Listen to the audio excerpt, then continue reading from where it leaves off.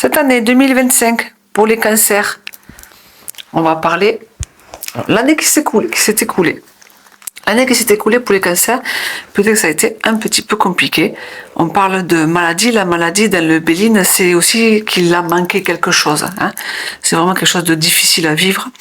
Alors, ce qui a manqué, c'est peut-être justement de la joie, hein, des retrouvailles, des moments de bonheur. Peut-être que c'est cette année 2024 qui a été assez difficile pour les cancers. Hein.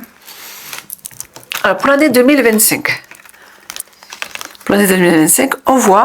on parle de convalescence, on parle de repos, on parle peut-être de ne pas trop bouger cette année 2025 pour justement récupérer la joie qui vous a manqué en 2025.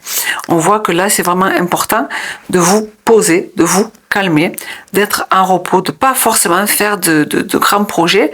On va les voir tout à l'heure dans le domaine du projet. Mais l'idée, c'est que ce que vous aspirez pour l'année à venir, c'est quand même de l'expansion et du bien-être du moment que vous vous reposez.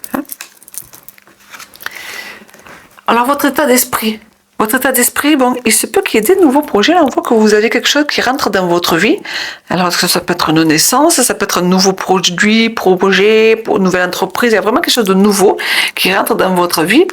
Même si ça vous fait peur, hein, même si c'est difficile, même si il y a des peurs et des croyances qui ne sont pas encore mis en avant, justement, on vous demande d'y faire face. Hein, face à ces projets, à ces nouvelles idées qui arrivent dans votre vie hein, pour l'année 2025. Alors, quand on parle justement de vos finances et votre abondance.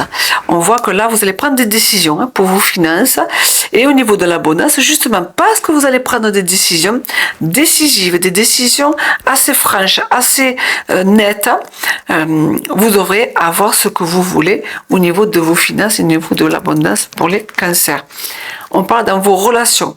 Au niveau de vos relations pour l'année 2025, alors justement, peut-être que ce moment d'introspection sera utile.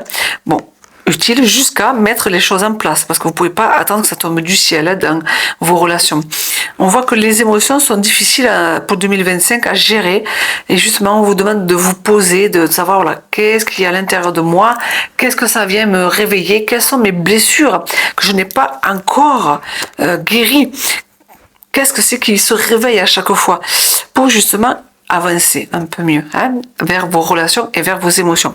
On voit que vous allez être entreprenant hein, au niveau de vos relations.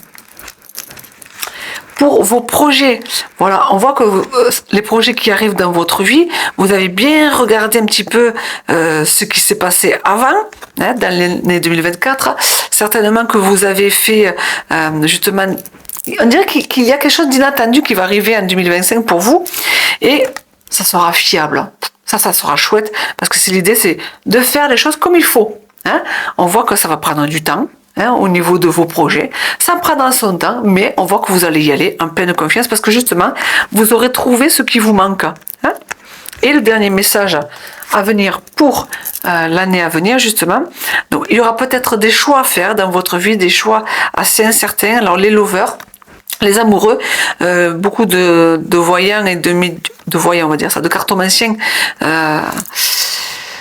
se trompent, font un contresens parce que on parle que c'est de l'amour, c'est l'amour, pas du tout. Le lover, les amoureux, en fait, on a un choix à faire. Un choix, justement, qui est très incertain. On ne sait pas quoi faire. Hein. Donc, pour l'année 2025, on vous dit méfiance sur vos choix. Attention à vos choix. Justement, peut-être réfléchissez avant d'agir, car il y aura certainement des conséquences. Voilà pour les cancers. À bientôt et on passe au signe suivant.